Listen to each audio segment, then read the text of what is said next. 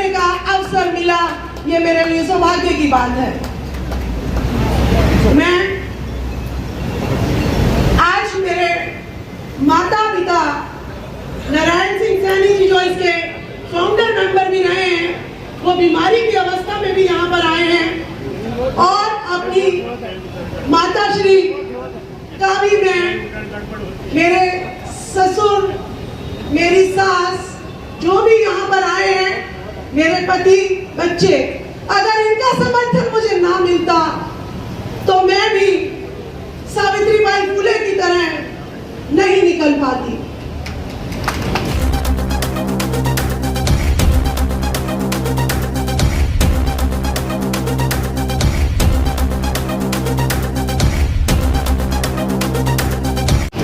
मैं सबका धन्यवाद करती हूँ। मैं सावित्रीबाई फुले बोल रही हूँ। हाँ, मैं सावित्रीबाई फुले बोल रही हूँ। मेरा जन्म 3 जनवरी 1831 को नायगांव, सतारा जिले, पुणे में हुआ था। मेरे माता पिता ने मेरा विवाह ज्योतिबा फुले जी के साथ किया। मुझे दलित उत्थान के लिए जाना जाता है, जबकि 18 वर्ष की आयु में ब्राह्मण समाज की एक लड़की काशीबाई जो विधवा हो गई थी, उसी के रिश्तेदार ने अनैतिक संबंध बनाकर जब उसको गर्भवती कर दिया तो वो आत्महत्या करने के लिए कुएं में डूबकर मरने जा रही थी। ज्योतिबा फुले जी ने जब उसे देखा तो उन्होंने काशीबाई को रोका कि किसी भी समस्या का हल आत्महत्या नहीं होता है।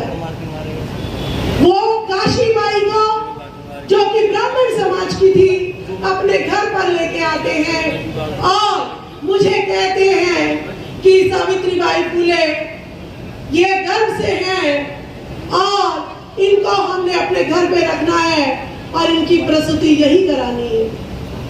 मेरा सर ज्योतिबा फुले जी के सामने नतमस्तक हुआ और हमने उनकी प्रसूति कराई, जिससे पुत्र जन्म हुआ, जिसका नाम यशवंत राय रखा गया। हमने उसको अपना दत्तक पुत्र बनाया।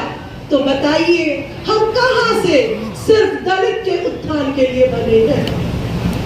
साथियों, भाइयों बहनों, ये वो जमाना था जब विधवा औरतों को केश रखने का अधिकार नहीं था। तब मेरे पति ज्योतिबा फुले जी ने नाइयों से अपील करी कि तुम क्यों जाते हो विधवाओं के केश काटने, तुम रोक दीजिएगा इस प्रथा को। और नाई समाज ने, नाइयों ने इसको माना और किसी भी विधवा का केश नहीं काटा। तब ये प्रथा बनी।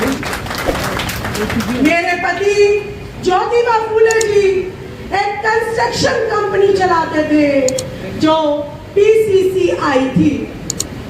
इस कंपनी ने छत्रपति शिवाजी टर्मिनल, जो आज BT स्टेशन के नाम से जाना जाता है, टाइम्स ऑफ इंडिया की बिल्डिंग, बड़ौदा के नरेश का महल, पुल और सड़कें बनवाई। हमारी कंपनी का टर्नओवर उस समय वार्षिक 21,000 करोड़ रुपए था और जमशेदपुर टाटा का 2,000 करोड़ था। लेकिन आज टाटा ऊंचाइयों पर है और PCCI पता नहीं कहां है। मैं बताना चाहूंगी कि हमारे पति पुणे महापालिका के कमिश्नर रहे। उन पर इल्जाम लगता है कि वो ब्राह्मण विरोधी थे, लेकिन वो पाखंड और अंधविश्वास के विरोधी थे। जब हमने पहला स्कूल महिलाओं के लिए खोला तो सबसे पहले कुलकर्णी, जोशी यानी ब्राह्मण समाज की बेटियां उस विद्यालय में पढ़ने के लिए आई, तो हम ब्राह्मण विरोधी कहां से हुए। मेरी पढ़ाई हुई, पहली छात्रा फातिमा शेख मेरी पहली मुस्लिम अध्यापिका बनी। मेरी पढ़ाई हुई छात्रा तानूबाई विजय भारत की पहली महिला पत्रकार बनी। मेरी पढ़ाई गई बेटी ताराबाई शिंदे जो महिलाओं के अधिकार की लड़ाई की पहली योद्धा बनी। मेरे पति के सहयोग से नारायण राव मेघाजी भारत में पहली मजदूर यूनियन उन्होंने बनाई थी और संडे का दिन छुट्टी के नाम का डिक्लेयर कराया था। ज्योतिबा जी ने पहली बार बिना ब्राह्मणों के नामी समाज में शादी कराई थी, जिस पर ब्राह्मणों ने मुंबई हाई कोर्ट में इसे चैलेंज किया, लेकिन ब्राह्मणों को कामयाबी नहीं मिली। उन्होंने 24 सितंबर 1873 में सत्यशोधक समाज की स्थापना की। उनके परिनिर्वाण के बाद मैंने उस संस्था की कमान संभाली। मेरे बच्चों, आज तुम कहाँ हो, क्या कर रहे हो? मेरे साथ तो मनुवादियों ने सिर्फ साड़ी पर गोबर और कीचड़ ही फेंका था, लेकिन आज कारगिल का योद्धा अपनी पति पत्नी की साड़ी को तन से बचा नहीं पाया और मनुवादियों ने उस साड़ी को खोल खोल के नगल कर हजारों लोगों के बीच में गली गली घुमाया। ऐ मेरे भारत के बच्चों, क्या दशा आपने कर दी है इस देश की, ये आप सोचिए कि कितना दुखदाई समय है और आप कहाँ मस्ती में मस्त हैं। भारत को स्वर्ण पदक दिलाने वाली हमारी खिलाड़ी, उनका भी मनुवादी गिद्ध शोषण कर रहा है और हमारा भारत कहाँ सोया पड़ा है। ये आपको सोचना पड़ेगा कि हमारी ज्योतिबा फूले जी की और मेरी क्रांति कहाँ चली गई, क्यों नहीं ये क्रांति आगे बढ़ी। पुणे के प्लेग में जब प्लेग की महामारी फैल गई थी, गायकवाड़ विद्यार्थी का सारा परिवार मर गया, तब मैंने उसको अपनी पीठ पर बांधकर उसका इलाज किया। वो तो बच गया, लेकिन मैं अपने जीवन से हाथ धो बैठी। आज स्कूलों में बच्चा पढ़ाई तो दूर की बात, घड़े को अगर हाथ लगाता है पानी के घड़े को तो उसको मार दिया जाता है। मूंछ रखने पर हत्या कर दी जाती है।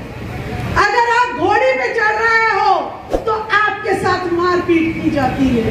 बड़ी गाड़ियों में घूमते हो तो गुंडागर्दी की जाती है। शिक्षा को इतना महंगा कर दिया और कमर्शलाइज कर दिया है कि हमने जिस शिक्षा के रास्ते खोले थे वो रास्ते आज इतने महंगे हो गए हैं कि गरीब का बच्चा पढ़ाई नहीं कर सकता। मैं सावित्रीबाई फूले बोल रही हूँ। हमने जो प्रथम स्कूल खोला था वो आज खंडर है, लेकिन उसके सामने जो गणेश का मंदिर बनाया है वो सोने से बना हुआ है। तो आप मंदिर बनाएंगे कि स्कूल बनाएंगे, ये आपको सोचना पड़ेगा। हम पति पत्नी ने सारा जीवन खत्म कर दिया। हमारे लोग कब जागेंगे, कब उठेंगे, कब टीवी छोड़ेंगे, कब ये 33 करोड़ देवी देवता छोड़ेंगे? उठो भारत के लोगों, ज्योतिबा फूले की क्रांति को कब पूरा करेंगे? मेरे पति को जब दाएं हाथ में लकवा मार गया, उन्होंने बाएं हाथ से आपके लिए गुलामगिरी लिखी ताकि आप उनकी गुलामगिरी पढ़कर अपनी गुलामी की जंजीरें तोड़कर और शासन और प्रशासन में बैठ सके। किसानों के लिए आपने देखा कि हजारों किसान मर गए, उन पर सरकार ने गाड़ियां चलवा दी, लेकिन ज्योतिबा फूले जी ने किसान का कोड़ा लिखकर उनके दुखों का कारण और निवारण उसमें लिख दिया। लेकिन मेरे बच्चों बताइए, किस किस ने गुलामगिरी पढ़ी, किस किस ने किसान का कोड़ा पढ़ा? जिसने पढ़ा वो ही सिर्फ अपनी समस्याओं का हल कर सकता है, बाकी तो अंधकार में जी रहे हैं। भारत को एक ही रत्न आज तक मिला है जो कि डॉक्टर B.R. अम्बेडकर जी हैं, जिन्हें विश्व रत्न भी कहा जाता है। ज्योतिबा के फूले के पथ परिवर्तक बने डॉक्टर भीमराव अम्बेडकर ने शिक्षा, सामाजिक, राजनीतिक और आर्थिक संपन्नता के लिए आरबीआई बैंक की स्थापना की थी। बताइए, क्या आप में से किसी ने कोई बैंक की स्थापना की है? नहीं।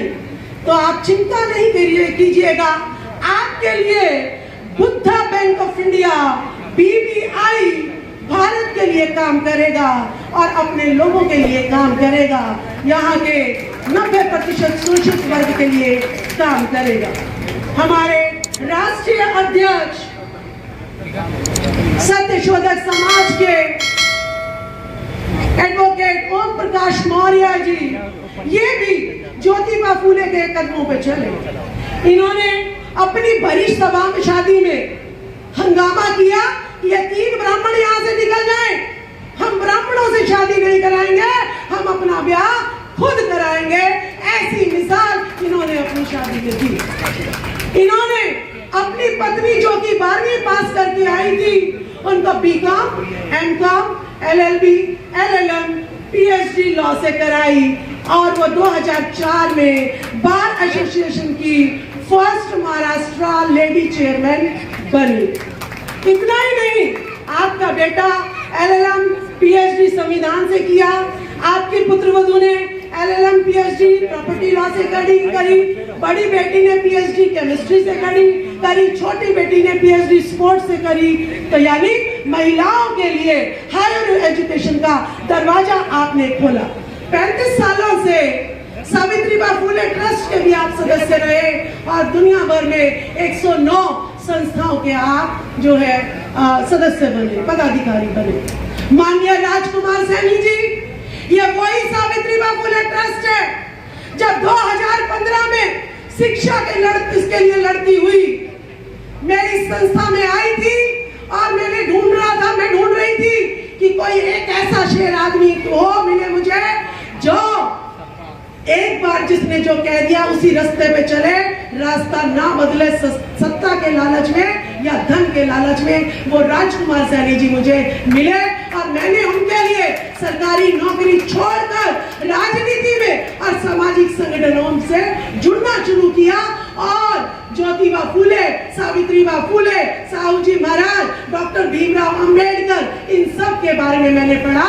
मुझे लगा कि मैंने MSc B.Ed तो कर ली, लेकिन उन्होंने लिखा था मनुवादियों ने, मैंने पढ़ लिया, लेकिन सच्चा इतिहास मेरे इन लोगों ने, मेरे इन भारत के रत्नों ने मुझे पढ़ाया।